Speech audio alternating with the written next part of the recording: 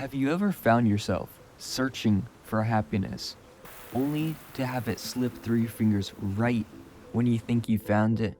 You've probably heard or read just about everything you'd ever need to know about happiness. But if you could magically implement every psychological fact you've ever heard, do you think it would guarantee your happiness? It wouldn't. It's an issue we all face. The more we strive for happiness, the more it seems to elude us. But why does this happen? It's because of a little something called the happiness paradox. But why doesn't our current approach work? At first, it seems counterintuitive that doing the things that are supposed to make us happy result in discontent.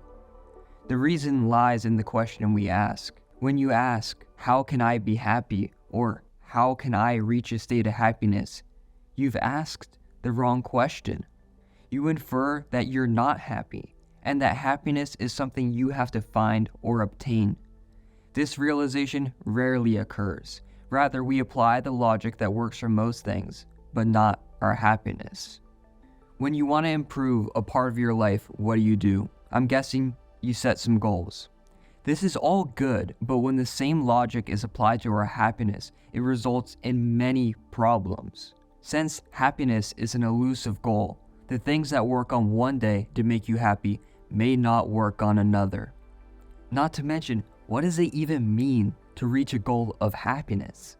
Imagine life as a painting, with happiness being just one color on the palette.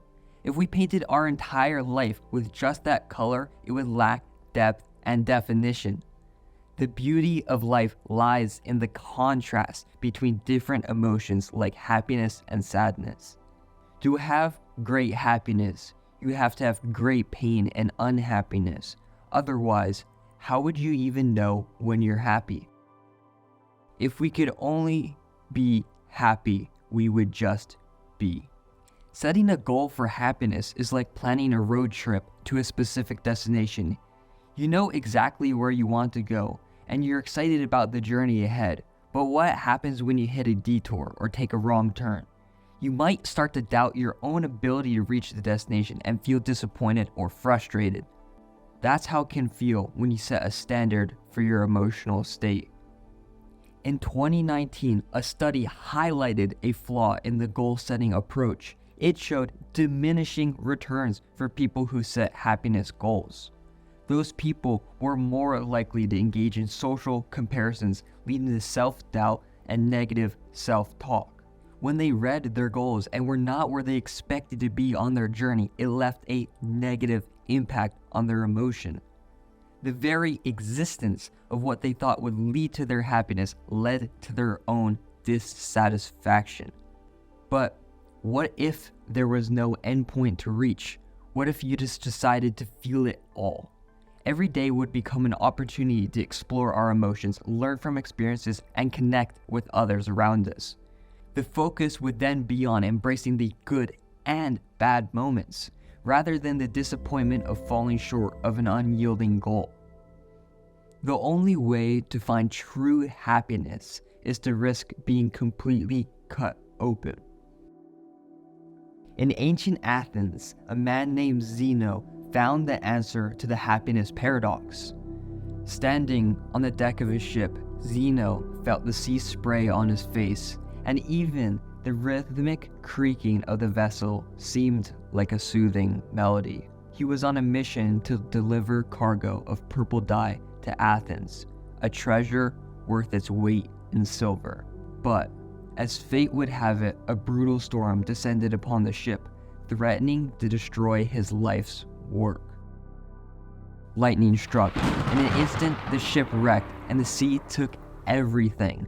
An event he had no control over changed the course of his life forever. How do you think you would react to your life's work being quite literally washed away? I'm guessing you wouldn't be too thrilled. Yet, Zeno saw it as a defining moment. He often joked, "I made a prosperous voyage when I suffered shipwreck."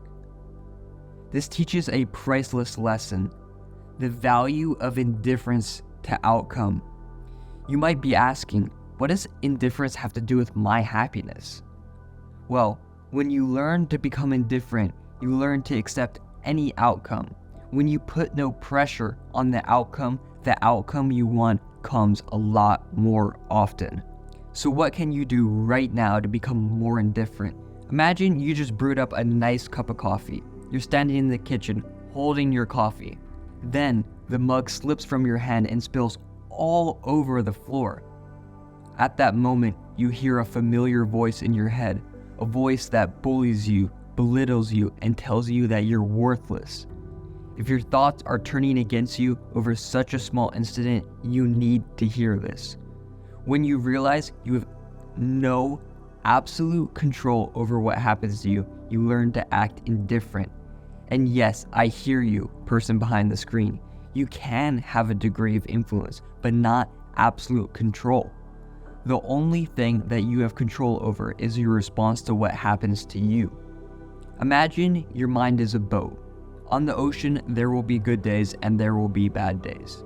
On the good days, the ripples of the ocean barely affects the boat's path. Then, there are stormy days.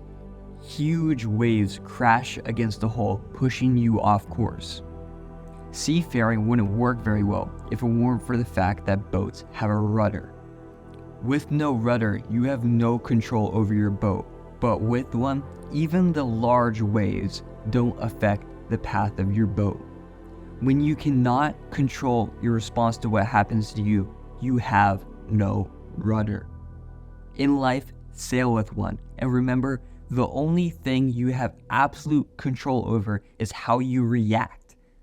This change will forever have a profound impact, not only on your happiness, but on the quality of your life.